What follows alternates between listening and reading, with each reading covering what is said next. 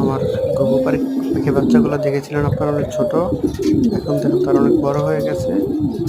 তারা এখন উঠতেও পারে নিজে নিজে। দেখুন দেখুন, তাদের ধরতে গেলে তারা আমাকে কীভাবে এই পাখা দিয়ে ঝাপটায় আমাকে আঘাত করতেছে। দেখুন অনেক কিউট জোড়াটা। এখন গরিবের পিজিয়ন লফট। দেখুন দেখুন দেখুন, বাচ্চা আছে তো, সে কারণে ঢুকতে দেয় নাই। ও ভুল করে চলে গেছে, সেই কারণে ওকে ঠোকর দিয়ে বের করে দিছে।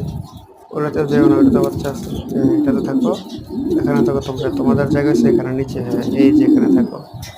দেখুন ও চলে গেল ভিতরে আবার। পাগলামি। আমি সুন্দর না বাচ্চাগুলো? এইমাত্র প্রায় 15 থেকে 20 দিন বয়স হবে ওদের। ওরা এখন 1 মাসও বয়স হয় না সম্পূর্ণ।